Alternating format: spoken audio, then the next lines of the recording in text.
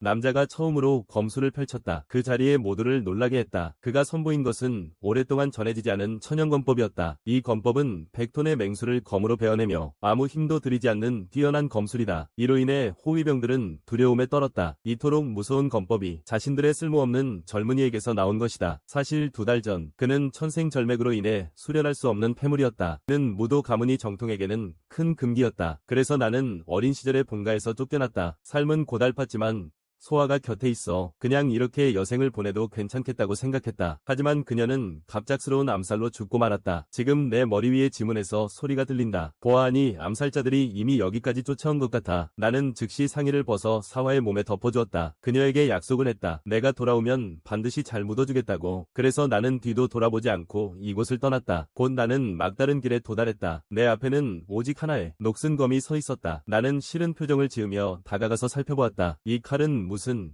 물을 자르기도 힘들겠지. 나는 그것을 뽑아보려고 했다. 이 칼이 생각보다 무겁다니. 그때 내 동공이 급격히 떨렸다. 고개를 돌려보니 암살자가 이미 쫓아왔다. 명문가의 제자로서 쥐처럼 이리저리 숨고 있다니. 나는 냉소를 흘리며 강하게 침착한 척했다. 너희들 이 비천한 자들이 입에 담기조차 부끄러운 말을 하다니. 감히 백시 가문이 적손에게 칼을 겨누다니. 비록 나는 입으로는 그들이 신원을 밝히고 나에게 용서를 구하라고 했지만, 그들을 한번 봐줄 수 있다고 했지만 내 마음속에서는 그들이 절대 가면을 벗지 않기를 기도하고 있었다. 그 사람이 헐헐 웃었다. 옛말에 이르길 병든 호랑이도 호랑이다. 다음 순간 그는 바로 가면을 벗었다. 이런 걸 보니 저도 모르게 저주가 나왔다. 가면을 벗으면 나는 죽는 거잖아. 더 이상 쓸데없는 말을 하지 않겠다. 즉시 검을 몸 앞에 막아들었다. 지금 그들은 내 목숨을 원하고 있어. 그도 정말로 내 목숨을 원하고 있어. 내 머리를 주군에게 바치려고 해. 이 때문에 나는 떨고 있어. 나는 검만 번지르르한 기술밖에 몰라. 그들에게 도저히 이길 수 없어. 그때 옆에 한 노인이 나타났어. 그는 내가 검 잡는 자세가 잘못됐다고 했어요. 비록 제 표정은 꽤 침착했지만 내 마음속은 이미 겁에 질려 있었어요. 이 갑자기 나타난 노인은 누구일까? 이로 인해 나는 혹시 귀신이 아닐까 의심하게 됐어요. 반면 이 암살자 두목은 멍한 표정을 지었어요. 내가 어떤 술책을 쓰는지 모르겠다는 듯이. 그의 반응이 나를 멍하게 만들었어요. 다른 사람들은 그를 전혀 볼 수 없는 것 같아. 그리고 방금 그 노인이 나를 후손이라고 불렀어. 아마도 우리 조상의 영혼일지도 몰라. 정말로 저승이 존재하는 걸까? 이렇게 된다면 나는 곧 사화와 만날 수 있는 거야. 그 암살자는 더 이상 나와 잔소리하지 않아. 한 방에 나를 처치할 준비를 하고 있어. 내 마음이 좀 놀랐어. 이 녀석이 내가 예상했던 것보다 더 강하네. 하지만 적어도 나도 그와 2번 정도 겨뤄보고 싶어.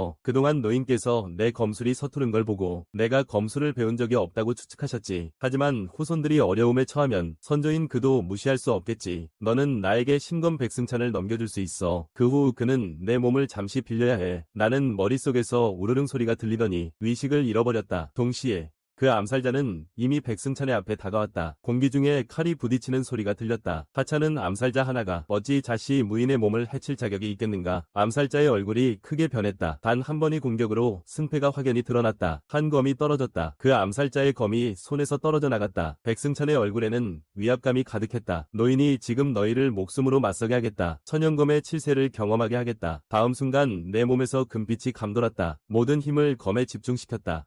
빠르게 한 검을 휘둘렀다. 그 암살자를 허리에서 베어버렸다. 이것이 천검제칠식의 위력이다. 이름은 일손단월. 속도가 너무 빨라서 보이지 않는다. 그리고 이 화살의 관통력도 매우 강력하다. 뒤에 있는 모든 암살자를 처치했다. 단 2초 반 만에 그들은 모두 죽었다. 백승찬이 방금 그 멋있었냐고 물었다. 나는 보긴 했지만 내 마음은 죄책감으로 가득 차 있다. 내가 이런 검술을 쓸 수 있었다면 소아는 죽지 않았을 것이다. 내 말을 듣고 백승찬은 한숨을 내쉬었다. 너가 보았으면 좋겠다. 그렇지 않으면 너무 아쉬울 것이다. 너의 운명은 다했어. 이것이 후손들에게 내가 남기는 마지막 선이다. 방금 그 일이 발송된 후 이미 정해진 일이었다. 결국 강제로 응을 조정했으니 절맥증으로 기초가 상처받은 몸이다. 그건 분명히 죽음이 확실해. 공청석유나 만년설상 같은 세상에 신약이 있다면 아마 구할 수 있을 거야. 그 말에 나는 눈이 휘둥그레졌다. 이 2가지 약이 왜 이렇게 익숙하게 느껴지지? 그래서 나는 급히 손가락을 세우고 질문했다. 작년에 먹었던 만년열삼은 효과가 있나요? 분명히. 백승찬은 이 소식을 듣고도 잠시 멍해졌다. 그는 상황을 잘 모르겠다는 표정이었다. 이건 운명에 맡길 수밖에 없다. 반달 후 백시 분가의 약방 안에서 2사람이 내 앞에 서 있었다. 백시 의사는 매우 기뻐했다. 이건 정말 하늘의 운명이다. 이렇게 살아남을 줄은 몰랐다. 옆에 있는 청년은 내 동생 자진 정진이다. 그는 내가 예전에 신비한 약을 먹었던 걸 알고 있다. 그래서 살아남은 것도 정상이다. 그때 나는 몸을 뒤척였다. 깨어날 조짐이 보였다. 내가 깨어나려 하자 동생은 즉시 문 밖으로 나갔다. 그리고 한마디를 남겼다. 내가 깨어난 후에 정룡에 가야 해. 주인이 나에게 물어볼 일이 있으면 의사가 잠시 막으려 했어. 왜냐하면 방금 의식을 회복했으니까. 최근에는 조용히 쉬어야 해. 하지만 문은 이미 닫혀 있었어. 동시에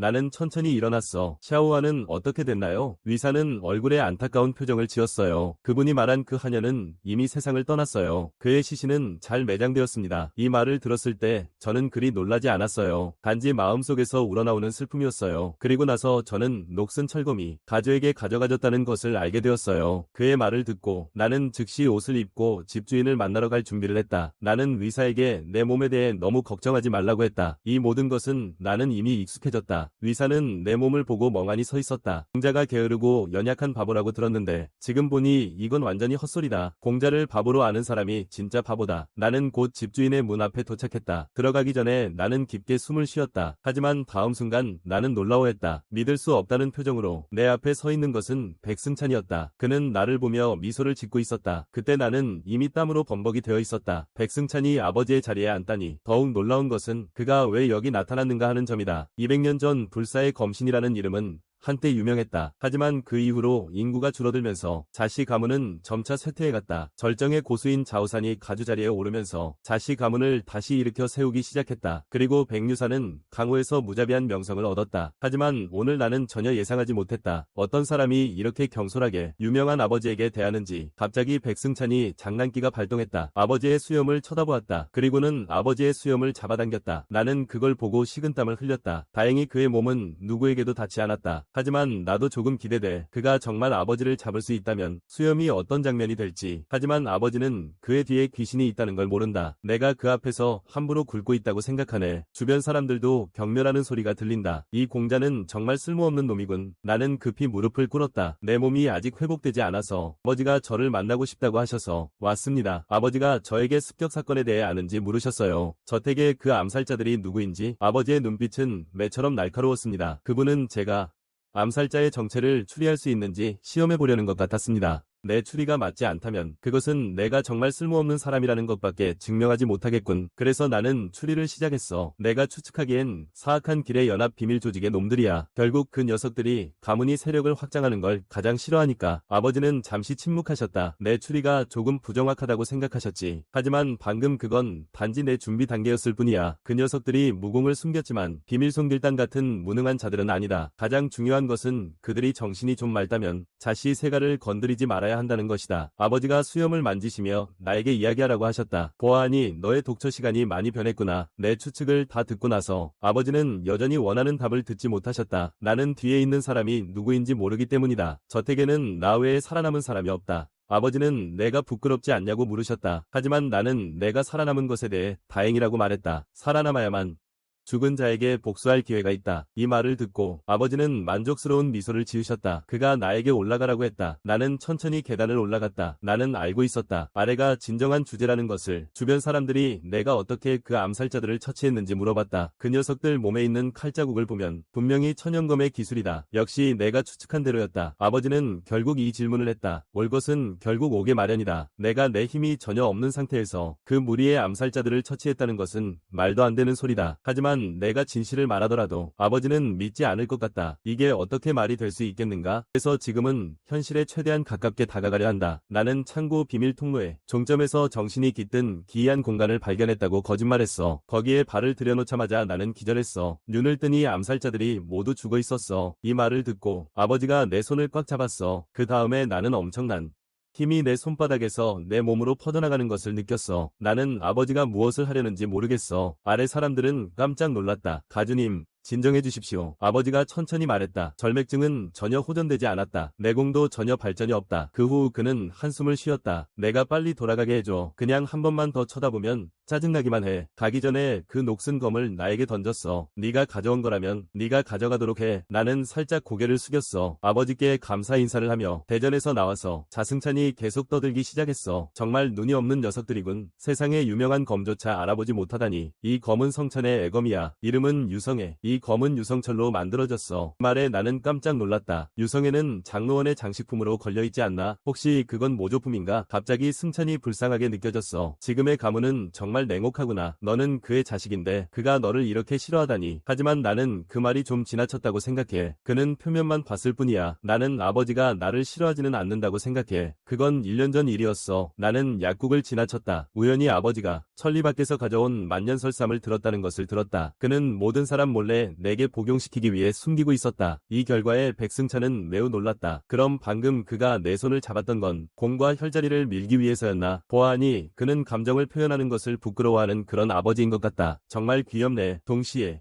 귀여운 아버지도 한숨을 내쉬었다. 방금 희가 나를 위해 물건을 밀어주었지만 그는 큰 아이의 체력을 소모시켰다. 그가 할 수 있는 일은 너무 적었다. 이간 그 아이는 정말로 몸이 약하구나. 잠시 후 귀여운 아버지의 표정이 갑자기 실망스러워졌다. 오랜만에 만났네요. 방금 그에게 너무 엄격했나요? 옆에 있는 총관이 한숨을 쉬었다. 정말 감정을 표현하는 걸 못하네요. 하지만 큰아들은 당신의 마음을 분명히 이해할 거예요. 그리고 하나 더. 방금 대총관이 계속 신경 쓰고 있었어요. 제가 이전에 말한 이상한 공간에 대해 대총관은 내가 이번 기회로 깨어날지도 모른다고 생각했어. 그것도 충분히 가능한 일이야. 가즈님은 한때 어린 대공이었을 때 불사신검 후 가문에서 다시 태어나서 두 명이 최고의 천재를 낳아 기뻐하셨지. 사실 아버지는 내가 몇 년 못 산다는 걸 알고 계셨어. 앞으로의 날들이 기대되셨겠지. 그 안에서는 자유롭게 살 수 있어. 하지만 이번 일로 그가 매우 화가 났어. 그래서 그는 무비단서를 보내 와나 비가의 집을 해결하려고 준비했어. 그리고 나도 자승찬에게 명확히 설명했어. 사실 아버지는 동생이 나 대신 후계자가 되도록 하려고 한 거야. 그래서 일부러 나에게 이렇게 매몰차게 구한 거야. 하지만 이로 인해 백승찬의 멸시를 받았어. 자씨 가문이 가주로서 어떻게 문희 하차는 장로원의 겁을 먹을 수 있겠어. 나는 자칭 잘난 척하는 사람을 바보처럼 바라보고 있어. 이것도 너 덕분이 아니겠어. 너가 예전에 불사의 신공을 연마해서 사람을 100세까지 살게 할 수 있었잖아. 하지만 이렇게 되면 아버지의 이전 세대 친척들이 점점 많아져. 아버지가 장로원에서의 발언권도 점점 줄어들고 있어. 증조할머니는 지금도 대장로 자리에서 살고 있어. 몸이 특별하네요. 이로 인해 백승찬은 매우 당황했습니다. 그 후 저는 땅에 앉았습니다. 저는 이미 준비가 되었습니다. 그리고 다음은 경락을 차단한 상태에서 진기를 사용하는 방법입니다. 제가 생각했던 것보다 더 간단하다는 걸 들었을 때 저는 매우 기뻤습니다. 하지만 다음에 나는 매우 실망했다. 그는 나에게 그와 같이 한번 죽기만 하면 된다고 말했다. 만약 한번 죽을 수 없다면 다른 방법을 찾아야 한다고 했다. 이 절맥증은 여러분에게는 불치병처럼 보일 수 있다. 하지만 모든 생명체 안에는 진기가 흐르고 있다.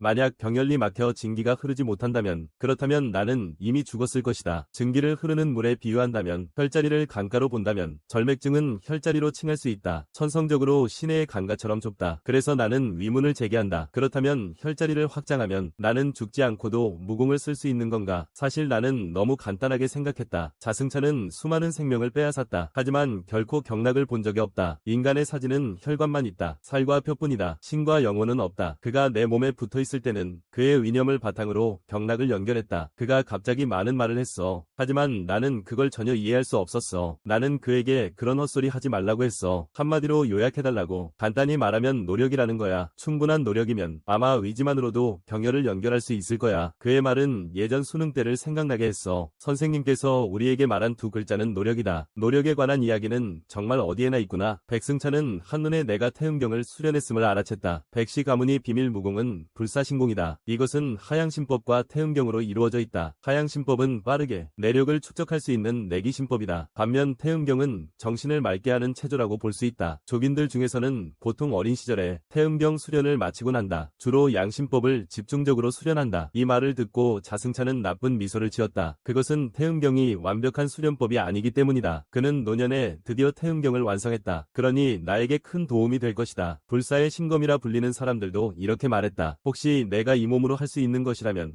대략 3시간 후 나는 한 주먹을 날렸다. 항상 백성찬에게 닿지 못했다. 백성찬은 내가 아무런 기세도 없지만 탄력은 괜찮다고 느꼈다. 나에게 처음부터 끝까지 다시 연습하라고 했다. 태음경의 진정한 목적은 위지를 현실에 관철하는 것이다. 그의 영혼에 닿을 수 있을 때 그 안의 이치를 깨닫게 될 것이다. 그 후 그는 내 위지를 주먹에 담으라고 했다. 또 내 지혜로는 아마 3년 안에 그를 만날 수 있다고 했다. 10년이면 그에게 상처를 줄 수 있다고. 백승찬의 눈에는 그가 나를 점점 더 만족스럽게 바라보고 있었다. 미래의 매일을 생각하니 나를 재촉하는 게 매우 만족스럽다. 하지만 죽음에서 부활하지 않았다면 끝없는 공허를 극복하지 못하고 이루고 싶은 경지에 도달하기 어렵다. 단 한 소년이 어떻게 그런 깨달음을 얻을 수 있겠는가? 그는 오직 재능 있는 후대를 가르치는 것만 필요할 뿐, 그리고 잠시 이 과정을 즐기면 된다.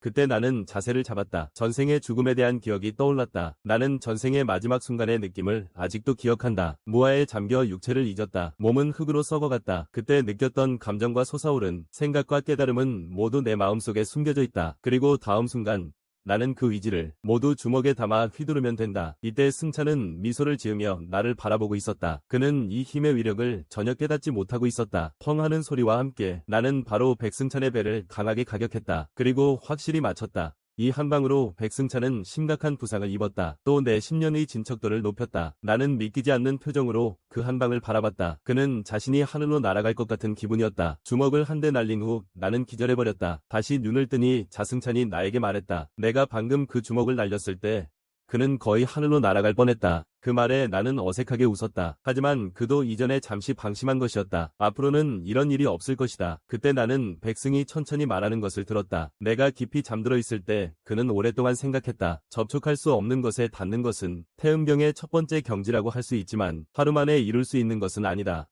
육신을 잃은 경험은 결코 할 수 없는 일이다. 그래서 백승찬은 내가 분명히 환생했을 것이라고 확신했다. 이 말에 나는 매우 놀랐다. 재생의 비밀이 이렇게 빨리 발견될 줄은 몰랐어. 그 후 백승찬이 하하 웃었다. 그는 방금 의심만 했을 뿐이야. 하지만 내 표정을 보고 나서 진짜임을 알게 되었어. 그리고 내가 전생에 어떤 사람이었는지 말해보라고 했어. 나는 전생에 그 오색찬란한 세상과 이 세상이 완전히 다르다는 것을 떠올렸어. 그럼 어떻게 설명해야 할까요? 그래서 저는 중원에서 온 것이 아니라고만 말할 수 있습니다. 오히려 먼 미래에 사는 사람입니다. 이 소식에 자승찬은 약간 놀랐습니다. 하지만 그는 쉽게 받아들였습니다. 결국 자신도 한 영혼이니까요. 하지만 청림 노인이 알게 된다면 이 일로 기절할 확률이 높습니다. 하지만 어쨌든 환생한 것은 사실이다. 즉 지금 나는 가장 자신의 승천을 깨달을 수 있는 적합한 사람이다. 그래서 나는 그의 유일한 진정한 제자 후보이다. 그리고 그는 손을 들어 하늘의 달을 가리켰다. 백승찬은 기세가 대단했다. 그는 작은 목표를 세웠다. 그것은 그 달을 가르는 것이다. 그의 이 말은 내 심장을 쿵쿵 뛰게 만들었다. 전생이든 현생이든 나는 이 세상이 항상 나에게만 불공평하다고 느꼈다. 하지만 그는 내가 할 수 있다고 말했다. 그 말에 나는 무척 기뻤다. 그가 말한 것처럼 우선 작은 목표를 정해보자. 그 달을 가르다. 시간은 빠르게 한 달 후로 흘렀다. 내 뒤에서 많은 하인들이 나에 대해 이야기하고 있다. 공자님이 많이 이해하게 된 것 같네요. 장원에 머무는 동안 무슨 일이 있었던 건가요? 하지만 내 수행은 그들 속에 있어. 마치 무작위로 흔들리는 물처럼 보인다. 그들이 나에 대해 나쁜 말을 할 때였다. 남자에게 꾸중을 들었다. 그 사람은 바로 린즈핑이다. 내 동생의 스승이다. 새 하인들이 급히 절하며 사과했다. 다시는 뒤에서 험담하지 않겠다고 했다. 그들을 물러가게 한 후 린즈핑도 내 쪽을 바라봤다. 그의 마음속에도 나에 대한 불만이 가득했다. 그는 정중하게 하인을 통해 느낄 수 있는 낮은 수준의 감정을 가지고 있다. 사후의 마음을 바꾼 척하는 것보다는 더 진지하게 행동하는 것이 낫다. 림즈핑의 마음속에는 차남만이 차기 주인으로서 가장 적합한 인물이라고 생각하고 있다. 인품,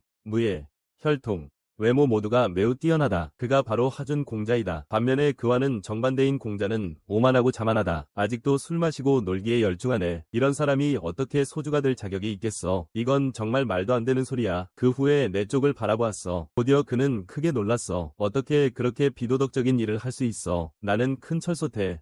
어릴 적 가장 좋아하던 국을 끓이고 있었어. 하지만 문제가 그 철솥에서 발생했다. 그건 바로 제거한 뽕나무 3주 후에 가져온 화로야. 고급 보물이 지금 국 끓이는데 쓰이다니. 그가 뛰어올라 내 뒤에 섰다. 오늘은 반드시 나에게 색다른 모습을 보여주겠다고 맹세했다. 요즘 큰아들은 점점 더 다루기 힘들어졌다. 그를 반드시 망신을 줘야 한다. 그가 앞으로 나아갈 때 나는 그를 멈추게 하고 조용히 서 있게 했다. 이로 인해 린즈핑은 마음속으로 불안해했다. 그의 움직임은 매우 가벼웠다. 설마 그가 듣고 있었던 건가? 설마 그가 그냥 짐작한 건가? 그의 생각이 막 끝났을 때 나는 내가 그냥 짐작한 게 아니라고 말했다. 게다가 직접 음식을 만드는 게 어떻게 된다는 거지. 무례하고 품위를 잃은 행동이네. 린즈핑은 마음속으로 놀랐다. 대공자는 어떻게 내 마음속 생각을 알았지? 그는 곧 전에 들었던 소문을 떠올렸다. 해음절맥에 걸린 사람은 태생적으로 몸이 약하지만 뛰어난 육감을 가지고 있다. 뿐만 아니라 그는 내 몸에서 퍼져나오는 한기를 느꼈다. 경이롭게도 붉은 옥의 양기를 뚫고 나왔다. 그 열기가 그에게도 느껴졌다. 그 후 나는 다시 입을 열었다. 너가 나를 보았으니 그럼 나에게 인사하러 와야지. 린즈핑은 내가 그를 비난하고 있다고 생각했다. 그가 몰래 기운을 숨기고 나에게 접근했기 때문이다. 그때 나는 뒤에 서 있는 한 사람을 주목했다. 역시 린즈핑 대장이다. 이로 인해 린즈핑은 마음속으로 크게 놀랐다. 그는 모든 것을 명확히 알고 있었다. 왜 아직도 모르는 척하는 걸까? 나를 속이는 게 그렇게 재미있나? 시간은 2분 반 전으로 돌아간다. 나는 너무 추워서 홍옥 수련장을 선택했다. 하지만 여전히 몸속에서 나오는 차가운 기운을 억누를 수 없었다. 그래서 나는 철솥에 끓이기 시작했다. 어렸을 때 자주 먹던 만두를 허거, 이건, 자승찬도 군침을 흘리며 바라보았다. 천천히 내 몸에 가까이 다가왔다. 나는 그가 거기서 가만히 서 있도록 했다. 자승찬은 내가 마음대로 양념을 넣었다고 생각했어요. 맛이 별로일 거라고 확신했죠. 나는 양념을 함부로 넣지 않았어요. 한국어로는 이 문장에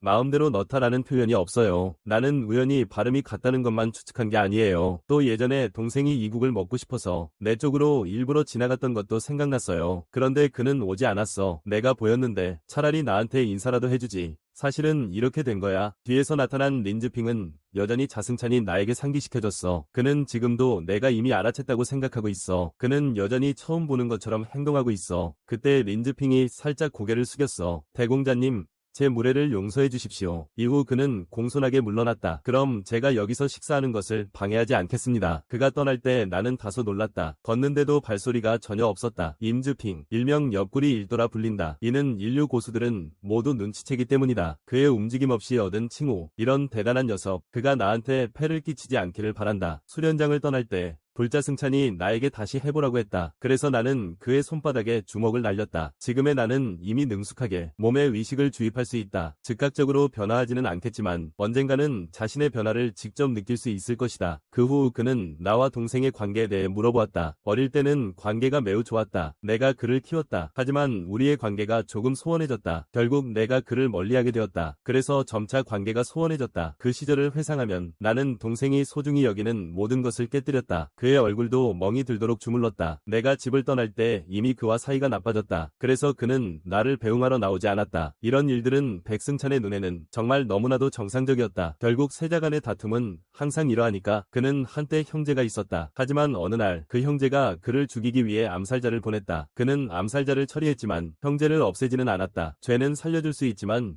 죽음은 피할 수 없다. 백승찬은 그의 단전을 직접 파괴했다. 그의 경맥을 끊어버렸다. 그가 영원히 착하게 살아가도록 해라. 듣다 보니 나는 수련장에 도착했어. 고개를 돌려보니 내 동생이 여기서 수련하고 있었어. 그도 내 도착을 기뻐했어. 나는 서둘러 돌아서서 자승찬을 데리고 돌아갔어. 어차피 여기 이미 누군가 사용하고 있었으니까 내가 계속 이렇게 있으면 그들의 시선에 뚫릴 것 같아.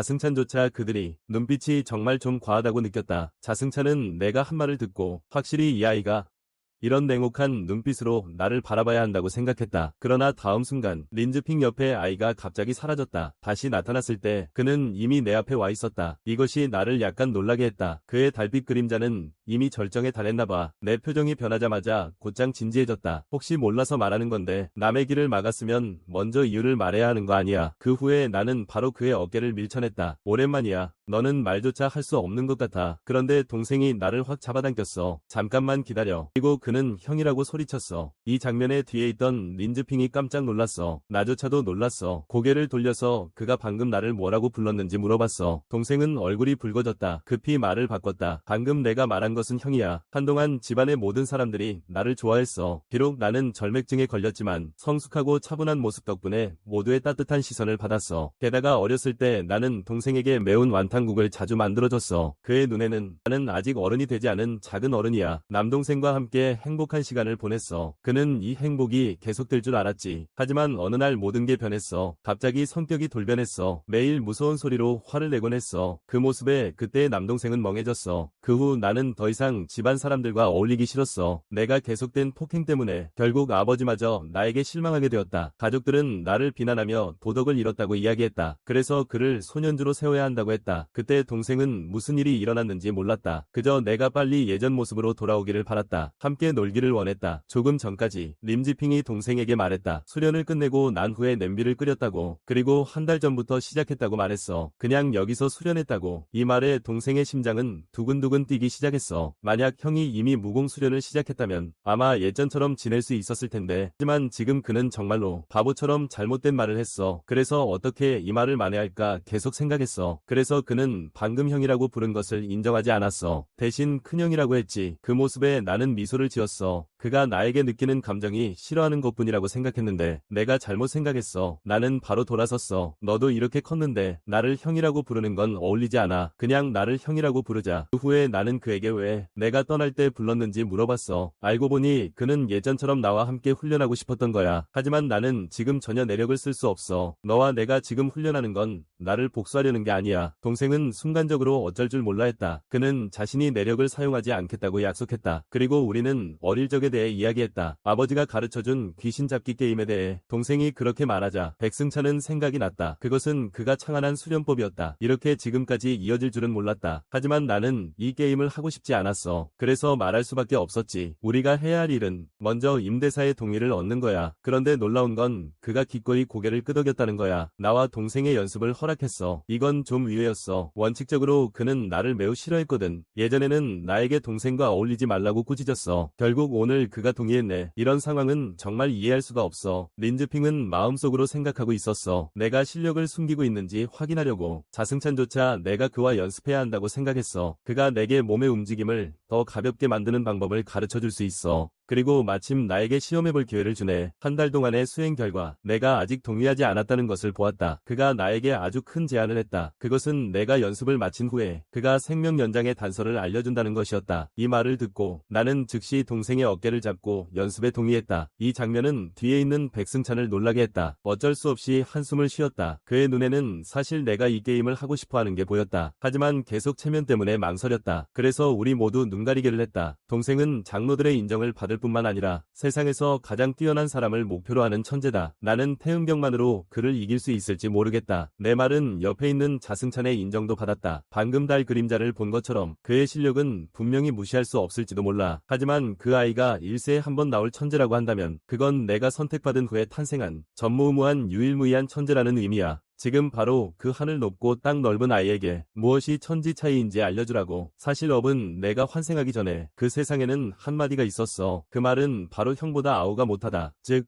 네가 아우라면 무슨 일을 하든 형을 넘지 못한다는 의미야. 좀 일방적이긴 하지만 실제로 그런 말이 있지. 하지만 백승찬은 오히려 내가 아우보다 못하다고 생각했어. 혹시 너는 형제 중에 아우인 거니? 그 후 린즈핑이 게임 규칙에 대해 설명하기 시작했다. 이전 규칙은 변하지 않는다. 그것을 바탕으로 어려운 요소가 추가되었다. 공이 없어진 것뿐만 아니라 소음을 줄이기 위해 토끼 가죽으로 붉은 콩 주머니를 감쌌다. 가방은 총 5개입니다. 먼저 3점을 얻는 사람이 승리합니다. 상대를 맞추면 1점을 얻습니다. 가방을 들고 상대의 몸에 직접 닿으면 즉시 승리합니다.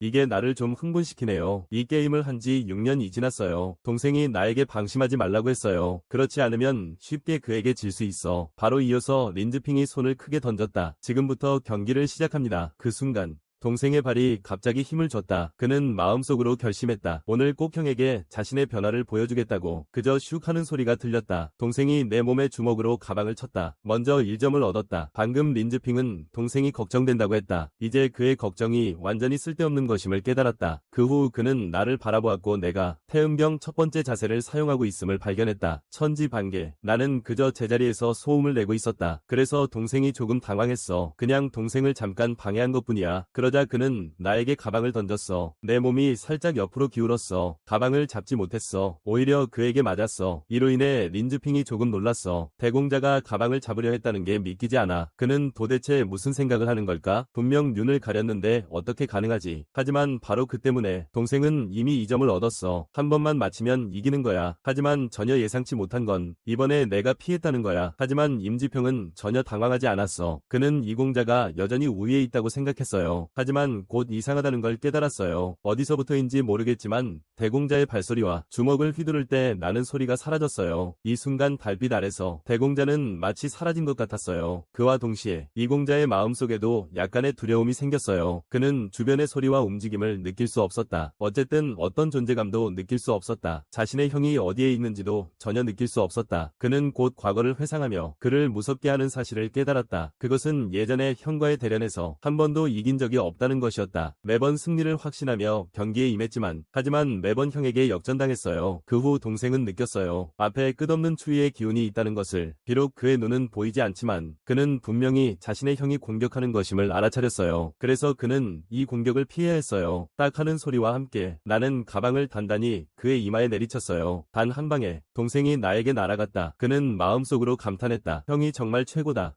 린즈핑은 즉시 대공자를 승자로 발표했다. 이 결과를 듣고 동생은 화를 내기보다 기뻐했다. 그의 눈에는 희미하게 눈물이 고였다. 형이 정말 최고다. 어릴 적을 회상하며 그는 형에게 왜 그렇게 냉정하게 대하냐고 물었다. 하지만 돌아온 대답은 꺼져라는 한마디뿐이었다. 지금 생각해보니 그는 꽤 후회하고 있다. 그때 형이 왜 그렇게 변했는지 알아차렸어야 했다. 그의 모습이 왜 그렇게 되었는지. 나는 동생의 머리를 한 번 쳤다. 나는 너를 여러 번 불렀다. 왜 나에게 대답하지 않는 거야? 하지만 동생은 이렇게 말했다. 자신 때문에 내 모든 것을 빼앗았다고. 심지어 어머니도 그 손에 죽었다고. 이 말을 듣고 나는 완전히 화가 났다. 너는 이렇게 오만한 말을 할 수가 있냐? 나는 즉시 그의 뺨을 잡았다. 그의 얼굴을 찢어버릴 준비를 했다. 내일 솔직하게 내 방에 와서 벌을 받아라. 불사의 검신은 우리가 두 형제가 꽤 흥미롭다고 생각했다. 그가 나에게 대련에서 이기면 수명 연장에 대한 단서를 알려주겠다고 했지만 정말로 내가 해낼 줄은 몰랐다. 시간은 빠르게 지나가고 다음 날이 되었다. 동생이 내 앞에 앉아 놀란 얼굴로 나를 바라보고 있었다. 너가 나에게 아버지께 정식으로 소주가 되고 싶다고 말하라고 하다니. 우리 집에서 소주가 되려면 두 가지 조건을 충족해야 해. 첫 번째는 집주인의 내정, 두 번째는 장로원의 허가. 현재 동생은 첫 번째 조건만 충족하고 있으니 그는 아직 정식으로 인정받는 소주가 아니야. 나는 그가 마음 편히 가길 바래. 나는 그 자리에 관심이 없어. 어차피 이 몸은 20세를 넘기지 못해. 그래서 귀찮은 일은 맡기고 너는 몇 년 동안 자유롭게 살고 싶어. 불사검신은 눈앞의 소년이 좀 바보 같다고 생각했다. 그는 처음으로 스스로 주인 자리를 원하지 않는 놈을 보았다. 하지만 나는 그가 확실히 생각하고 있다고 느꼈다. 나는 기꺼이 자리를 양보한 게 아니야. 그리고 한 가지 진지하게 말해야 할 게 있어. 그것은 어제 그가 언급한 그가 손에 죽인 어머니에 관한 일이다. 내가 자세히 캐물어 본 결과 그것은 삼촌이 그에게 말한 것임을 알게 됐다. 비록 그는 실수라고 말했지만 나는 뭔가 좀 이상하다고 느껴진다. 그리고 삼촌의 이름은 자진태입니다. 그의 이름이 불사검신이기 때문에 그는 분명히 음흉한 사람일 것이라고 생각했어요. 또한 태음경의 원수이기도 하고요. 동생이 소주가 될 때까지 나는 안심하고 상처를 치료할 수 있을 거예요. 이전에는 불사검신이 나에게 청림을 방문하라고 했거든요. 아마 내 병세를 완화시킬 수 있을지도 몰라요. 세상에는 많은 고수들이 있지만 인간의 한계를 초월해 초인이 될 수 있는 사람은 많지 않다. 그리고 그 초인들 중에서 가장 뛰어난 이들이 바로 자도무림의 소림방장, 무당파의 검신, 그리고 청림의 린주이다. 그들이야말로 강호의 괴물들이다. 그리고 청림의 린주가 이끄는 도교 문파는 청림이다. 비록 구파와 어깨를 나란히 하는 큰 문파이지만 실력으로 인정받은 제자만이 출입할 수 있다. 그러고 나서 나는 그가 전에 청림에 갔었다고 들었다. 그리고 그들이 부탁한 일이 있었다고 했다. 그 일을 끝내고 나서 청림 사람들이 증표를 주었다. 그때 받은 증표를 보여주기만 하면 된다. 그들은 반드시 내 요구를 들어줄 것이다. 신물은 시안의 사당에 봉인되어 있다. 그 신물을 찾은 후에 나는 서둘러 청림으로 가야 한다. 형이 찢어진 후 잠시 후에 입을 열었다. 청림 가문이 내공이 정말 대단하다고 들었다. 아마도 형의 절맥증을 치료할 수 있을지도 모른다. 그리고 나는 기쁜 소식을 들었다. 4일 후 청림의 사람이 그와 만날 수 있을까? 그 집의 젊은이들이 우리 집에 방문했다. 그리고 불사검신이 나에게 서둘러 재단에 가서 신물을 가져오라고 했다. 그렇지 않으면 늦을 거라고. 그는 나에게 동생도 함께 데려가라고 했다. 혼자 가면 위험할 수 있으니까. 형과 외출할 기회가 생긴다고 하니 동생은 매우 기뻐했다. 무슨 일인지 묻지도 않고 바로 승낙했다. 얼굴에 걸린 미소, 그 후에는 웃지 않았다. 그의 몸이 매우 더럽고 지저분했기 때문이다. 그것은 어린아이에게 큰 수치심이다. 나는 그에게 억울해하지 말라고 했다. 내가 말했었다. 우리는 여기서 너무 눈에 띄면 안 돼. 그래서 내가 집에 있을 때 계속 바닥에서 구르라고 했어. 너무 예쁘게 꾸미면 안 돼. 하지만 다시 말하자면 동생이 처음으로 외출하는데 호위를 안 데리고 나왔어. 불사의 검신이 손가락으로 가리키며 저쪽으로 좀 더 가면 도착할 거야. 이 길로 오는 동안 나도 동생에게 숨기고 온 일이 없었어. 그가 위하여하며 물었지. 내가 어떻게 불사검신의 유물을 알게 됐는지, 만약 불사검신의 유물을 얻을 수 있다면 그건 정말 대단한 일이야. 불사검신은 그가 매우 존경하는 선배였어. 그분은 가문 역사상 위대한 무인이지. 말을 들은 뒤에 불사검신이 하하 웃었다. 이 녀석은 정말 영리하구나. 그 현관은 완전히 다르네. 곧 우리는 한 건물 입구에 도착했다. 이 건물은 놀랍게도 황금 제일로라고 불린다. 내가 걱정되는 건 내부의 증표가 아직 남아있는지였다. 하지만 우리가 들어가려던 찰나에 한 그림자가 우리를 막았다. 라이오는 술집의 관리인이다. 그는 우리를 거지처럼 쳐다봤다. 그래서 우리를 쫓아내고 싶어 했다. 동생이 막 행동하려고 했다. 하지만 나는 그를 막았다. 쿵 하는 소리와 함께 나는 바로 그의 얼굴에 가방을 던졌다. 열어보니 그는 그것이 은화라는 것을 발견했다. 게다가 한 번에 이렇게 후하게 쓰다니 이 소년이 어떤 큰 배경이 있지 않나 싶다. 그에게 너무 많은 말을 하지 말라고 했다. 서둘러 나를 데리고 들어가. 조용한 곳을 찾고 싶다. 들어가면 그에게 방 하나 마련해달라고 할 것이다. 이후에는 아무도 방해하지 못하게 해. 형과 이야기할 게 있어. 사실 별로 할 말은 없어. 그냥 주변 환경을 살펴보고 싶었어. 역시 내 앞에 한 사당을 발견했어. 곧 우리는 두 사람 다 안으로 들어갔어. 불사의 검신이 앞을 가리켰어. 그가 나에게 그 조각상의 뒤꿈치 를 눌러보라고 했어. 역시나 내가 누른 순간 내 뒤 바닥에 갑자기 구멍이 났어. 남동생은 나를 무한히 존경하는 눈빛으로 바라봤어. 역시 내 형이 맞구나. 이것도 알고 있다니. 다음 순간 우리 둘은 망설임 없이 뛰어들었어. 곧바로 뛰어내렸어. 우리 앞에 돌사자가 있다. 나는 여기 주위를 둘러보았다. 다른 사람들이 드나든 흔적이 있다. 혹시 술집에서 이곳을 발견한 건가? 그리고 이 테이블 위에는 많은 문서가 있다. 그 위에는 많은 암호가 적혀있다. 내부 사람이 아니라면 전혀 이해할 수 없다. 불사의 심검도 겨우 조금만 이해할 수 있다. 나는 이 물건들을 신경 쓰지 않았어. 오히려 동생에게 조금 물러나라고 했어. 불사 심검의 증표는 벽 뒤에 있어. 나는 한 자루의 단검을 들어 그 조각상의 눈을 향해 찔렀어. 슉 하는 소리와 함께 나는 깔끔하게 그 조각상을 부숴버렸어. 점점 이 벽 사이로 천천히 틈이 드러났다. 이 강한 빛을 보고 나는 눈이 부셔서 제대로 못 볼 정도였다. 이 말이 오히려 동생을 의심하게 만들었다. 여기 너무 어둡네. 어디서 빛이 나는 거지. 죽지 않는 심검이 내 어깨를 두드리며 서둘러 들어가자고 했다. 다른 것은 여기서 나간 후에 설명할게. 나는 천천히 이 빛나는 구슬 앞에 다가갔다. 나는 주저없이 그것을 움켜잡았다. 그 구슬을 잡는 순간 나는 엄청난 에너지가 내 몸속으로 쏟아져 들어오는 것을 느꼈다. 그리고 나는 광활한 공간으로 갔다. 이 믿을 수 없는 장면은 나를 매우 놀라게 했다. 그리고 나는 불사의 신을 느꼈다. 그가 다시 내 어깨를 두드렸다. 이제 그는 더 이상 투명한 존재가 아니다. 그는 실체가 되었다. 그가 내게 운이 정말 좋다고 말했다. 천부적인 행운이라고 할 수 있다. 나는 그의 검신의 지도를 받게 되었다. 여전히 피리오의 눈에 담긴 영역을 흡수했다. 그리고 이 목걸이는 그와 청님이 직접 아래 피리오의 눈으로 만들어낸 것이다. 그의 설명을 듣고 나서 나는 드디어 이해했다. 내가 방금 흡수한 그 빛이 사실 영역이었다니. 소위 하단전의 내력은 중단전의 진기와 진원에서 온 것이다. 중단전의 진기와 진원은 상단전에서 온다. 그리고 이 상단전의 힘은 영역이다. 이 목걸이를 착용하면 내 진원과 진기가 조금 보충될 것이다. 이건 나에게 매우 도움이 된다. 하지만 곧 몸이 불편하다는 것을 느꼈다. 불사검신이 걱정하지 말라고 했다. 이건 그저 정상적인 일이다. 다시 깨어났을 때 나는 동생에게 깨웠다. 그리고 나를 놀라게 한 것은 그가 나에게 나는 여기서 2시간 반 동안 기절해 있었다고 말했다. 하지만 나는 그 공간에 몇 분밖에 들어가지 않았는데 동시에 문 밖에서 간절한 두드림 소리와 주문 소리가 들려왔다. 나는 즉시 동생에게 검을 뽑을 준비를 하라고 했다. 위험한 일이 생기면 바로 검을 휘둘러라. 그럼 내가 그들을 잡을 수 있어. 내가 흡수한 영역을 시험해볼게. 곧 우리 앞에 몇 사람의 그림자가 나타났다. 먼저 예의 있게 대하고 나서 공격한다. 나는 너희가 오후문의 제자임을 안다. 여기가 너희 소굴인 줄은 몰랐다. 우리를 보내준다면 나는 너희에게 감사하겠다. 불사의 검신이 나를 너무 약하다고 생각하는군. 그런 사람들에게는 강하게 나가야 해. 우두머리가 허리에서 긴 검을 뽑았다. 너희의 용기는 칭찬받아 마땅하다. 하지만 우리는 너희를 보내주지 않을 것이다. 그가 검을 뽑는 순간 내 동생은 화살처럼 순간적으로 튕겨나갔다. 검이 떨어졌다. 눈앞에 한 사람을 순간적으로 처치했다. 하지만 나도 물러서지 않았다. 동생이 뛰쳐나가는 순간 나는 바로 뒤따랐다. 칼을 휘둘렀다. 상대의 손에서 무기를 직접 쳐냈다. 하지만 나는 제이가 몸에 찔린 게 너무 얕다고 느꼈다. 게다가 즉시 빼내기에도 너무 힘들었다. 나는 정말 너무 약했다. 불사의 검신이 나에게 검을 내려놓으라고 했다. 태음경을 펼쳤다. 바로 그때 상대의 검이 내 목을 가로질렀다. 그래서 내 목에 피가 흘렀다. 불사의 검신이 나에게 서둘러 행동하라고 했다. 위기 이후에는 반격의 기회가 온다. 이 순간에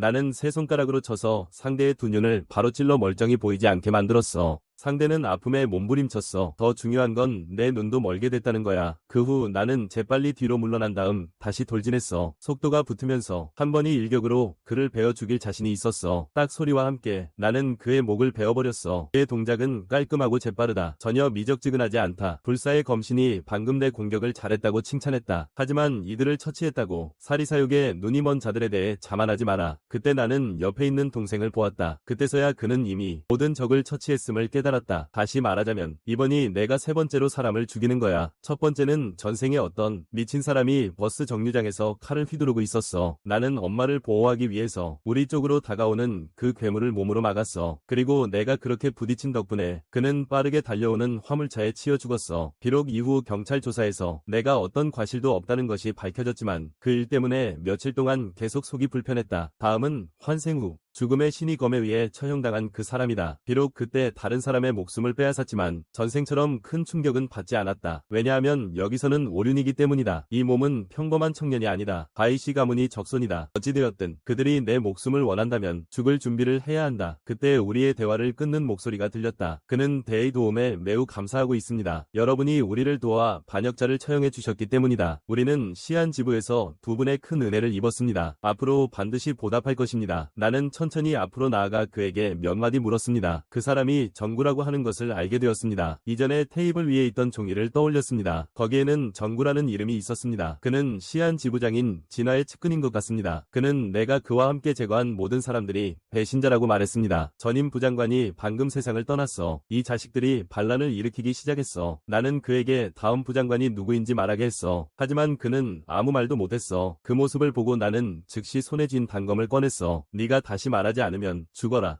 칼빛이 번쩍이며 스쳐 지나갔어. 눈앞에 있는 이 이름이 정구인. 놈은 여전히 한마디도 하지 않았다. 나는 헛웃음을 지으며 손에 쥔 긴 칼을 거두었다. 너는 뼈가 있는 놈이구나. 나는 원래 그를 겁주려고 했을 뿐이다. 그런데 이 칼이 이렇게 무겁다니. 거의 그를 베칠 뻔했다. 하지만 나는 드러낼 수 없다. 그래서 그는 나에게 물어볼 수밖에 없었다. 나에게 어떤 감사의 선물을 줄 계획인지. 그는 매우 진지하게 말했다. 먼저 이곳을 깨끗이 치우겠다고. 절대 나에게 폐를 끼치지 않겠다고. 그리고 정보 수집에 능하다고. 그에게 기회만 주면 그는 반드시 성심껏 나를 모실 것이라고. 나는 뒤에 있는 검신에게 어떻게 생각하는지 물었다. 그는 만약 아래 무문을 고려한다면 그와 교류할 만하다고 생각한다고 했다. 내 생각대로 하기로 했다. 그래서 나는 그에게 우리의 정체를 맞춰보라고 했다. 그가 만족할 만한 답변을 할 수 있다면 내가 너에게 일을 맡기겠다. 그는 천천히 말했다. 비록 확실히는 모르겠지만 하지만 당신의 목소리는 젊은이처럼 들려요. 그리고 말투도 뛰어나네요. 분명 명문가의 자제입니다. 어떤 가문이 공자와 같은 나이의 고수와 같겠습니까? 이 말을 하자 그는 갑자기 놀랐습니다. 혹시 당신은 자시 세가의 그 무관심한 형과는 다른 세상의 찬사를 받는 천하의 기재인 백하준 소년인가요? 이 말을 듣고 나는 화가 치밀어 올랐다. 주먹도 약간 떨리고 있었다. 이제 더 이상 신경 쓰지 않기로 했다. 그에게 많은 돈을 주기로 했다. 그리고 이번 방문에 대해 조사해달라고 부탁했다. 자시 가문이 손님들에 대한 관련 정보를 해결된 후에 나는 이곳을 떠났다. 이때 동생은 마음이 조금 불안했어요. 돌아가면 우리 반드시 엄하게 꾸중들겠지요. 내가 걱정하지 말라고 했어요. 어차피 책임은 내가 지니까요. 그리고 아버지도 우리를 심하게 꾸짖지 않으실 거예요. 곧 소식이 아버지 귀에 들어갔어요. 내가 동생과 함께 술집에 간 소식을 들으시고 매우 화가 나셨대요. 다음 순간 그가 벌떡 일어섰어요. 이제 이에게 가서 제대로 이야기할 필요가 있겠군. 장소에 대해 잘 이야기해야겠다. 2시간 반 후 나는 나무가지의 종아리를 맡고 있었다. 나를 때리고 있는 사람은 바로 아버지였다. 너는 돌아온 지 얼마 되지도 않았는데 동생을 술집에 데려갔구나. 그 후 아버지는 낮은 목소리로 말했다. 5년 후에는 새로운 칠성회가 열릴 것이다. 구파이와 일당이 용봉회가 있다면 7대세가는 칠성회가 있을 것이다. 예전에 칠성지에는 서로 무술을 겨루는 모임에 불과했다. 하지만 지금은 뛰어난 신진들이 서로 교류하는 성대한 자리로 변했다. 아버지가 여우를 칠성회에 참석시키실 예정이다. 이 점은 나도 알고 있다. 이번에 무룡세가와 허베이펀가 그리고 청림의 제자들이 세가를 방문할 예정입니다. 그들은 미리 인맥을 쌓으려는 것 같습니다. 다음 차기 칠성회에 참가할 하준과의 관계를 위해서요. 아버지께서 저도 그들과 친분을 쌓으라고 하셨습니다. 떠나기 전에 아버지께서 저를 노려보셨습니다. 당신의 잘못은 나와 하준의 수치입니다. 우리까지 끌어들이지 않는 게 좋아. 펑 하는 소리. 아버지가 바로 문을 닫았다. 나도 아버지가 왜 그러시는지 이해하지 못하겠다. 왜 내가 칠성회 사람들을 만나야 하는지. 하지만 검신은 알아챘다. 분명히 네가 더 많은 친구를 사귀길 원하시는 거야. 잠시 후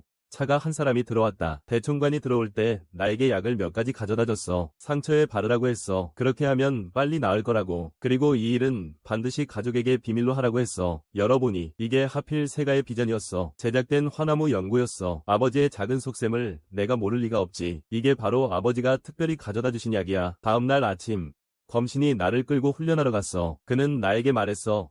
말뚝 자세를 1시간 동안 유지하라고. 몸이 멈출 때까지 버티면 합격이야. 하지만 이건 정말 너무 힘들었어. 나는 도저히 버틸 수 없었어. 그 후에 그는 나에게 다리를 꼬고 앉아서 명상하라고 했어. 지금부터 그가 나에게 가르쳐줄 거야. 영역을 이용해 진원을 보충하고 진기를 회복해라. 지금 너는 체력이 바닥났어. 진원과 진기를 쉽게 느낄 수 있을 거야. 사람의 몸은 3개의 바다 그릇을 가진 분수와 같아. 단전의 영역을 사용해 중단전의 진원과 진기를 늘려라. 그리고 중단전의 진원과 진기를 이용해 하단전의 내력을 축적해라. 정상적인 경우라면 진원을 가지고 있어도 비수의 눈으로는 진원력을 증가시킬 수 없다. 적어도 용의 여의주를 가지고 있어야 가능해. 하지만 나는 이전에 검신을 보았다. 또한 영역을 보았다. 즉 나는 이미 조금 열었다는 것이다. 오직 수양이 극히 높은 사람만이 열 수 있는 영안. 그 후 내 손가락이 인을 시작했다. 천천히 비수의 눈 속에서 힘이 빠져나왔다. 3시간 후에 나는 거대한 피를 토했다. 이 피는 심하게 다쳐서 나온 게 아니야. 오히려 탁한 기운이 배출된 거지. 나는 몸이 훨씬 편안해졌음을 느꼈다. 검신은 나에게 쉬라고 하지 않았어. 오히려 다음 도전을 하라고 했지. 다음 목표는 방어력을 기르는 것이야. 만약 인간의 주먹이 강철처럼 강인해진다면, 칼과 검을 막을 수 있다면 무적이라고 할 수 있다. 반대로도 마찬가지다. 적의 코뼈를 부수고 싶다면 그것도 손쉽게 할 수 있다. 하지만 지금은 시간이 늦었다. 그래서 내일 이 기초를 다시 가르쳐줘. 동일한 시간. 황금 제1층 안에서 두 형제가 여기서 술을 마시고 있다. 바로 무룡가문이 무룡탁과 무룡진이다. 반대편에 앉아있는 두 사람은 청림 사람들이다. 이름은 진리연이다. 한 명은 펑월이다. 이때 무룡진이 자신감 넘치게 말했다. 나는 백가의 백사준보다 100배는 강하다고 확신한다. 그의 뻔뻔한 모습은 펑월을 짜증스럽게 만든다. 입에 있는 음식을 다 먹고 말하세요. 두 형제가 이렇게 시끌벅적하니 다른 사람을 눈에 두지 않네. 천연리 일어선 후 작별 인사를 준비한다. 밖에 나와서 그는 한숨을 내쉬었다. 드디어 숨을 쉴 수 있게 됐다. 이 두 녀석은 정말 한창 잘 맞네. 너무 과장된 것 같아. 그리고 이번에 그도 임무가 있다. 림주가 그에게 임무를 맡겼다. 바이씨 가문이 상황을 확인하라는 것이다. 그는 북쪽 하늘에 붉은 별이 떠오른 것을 발견했다. 첸옌니에는 무슨 일인지 알지 못했지만 그녀는 이 팔찌에 의지할 수밖에 없었다. 전설에 따르면 신기한 일이 발생하면 팔찌가 저절로 가볍게 떨린다고 한다. 그녀가 나와서 뒤에 있던 소녀도 나왔다. 그는 그 두 녀석이 정말 짜증난다고 느꼈다. 특히 그 무룡진이, 심지어 그 여자애도 그가 그녀에게 관심이 있다는 것을 알아차렸다. 결국 그는 너무 티가 나게 행동했다. 분명히 그보다 약한데도 자신이 강한 척하는 게. 펑월은 그런 실력이 애매한 사람을 싫어했다. 오히려 그녀는 그를 보호하고 싶을 정도로 약한 사람을 좋아했다. 왜냐하면 그렇게 해야만 그의 능력이 부각될 수 있으니까. 그렇긴 해도 그가 지금 가장 좋아하는 것은 언니야. 그 후 펑월과 천옌리 혼자 산책을 나갔어. 그는 매번 문친에게 혼난 후 혼자 나가서 산책해. 그렇게 하면 기분이 나아져. 천옌리가 웃으며 이 아이가 벌써 그녀의 마음을 알고 있었구나. 하지만 밖으로 나와보니 그녀도 조금 혼란스러워졌어. 처음 와본 서안에서 어디를 돌아봐야 할지 몰랐어요. 그때 한 남자가 인사하며 다가왔어요. 천옌리는 약간 놀란 듯했다. 그녀는 분명 처음 보는 남자인데 왜 그가 인사를 하는 걸까요? 바로 그때 내 모습이 천옌리와 스치듯 지나갔다. 당신은 분명 나를 본 적이 없어요. 나를 한눈에 알아보다니 역시 능력이 좀 있나 보군. 천옌리는 조금 이상하다고 느꼈다. 아까 내가 그녀 뒤로 다가갔을 때 그녀는 아무 냄새도 느끼지 못했어. 그런데 바로 그 순간 더 이상한 일이 일어났어. 그것은 그녀의 손목에 찬 팔찌가 계속 떨고 있다는 것이었어.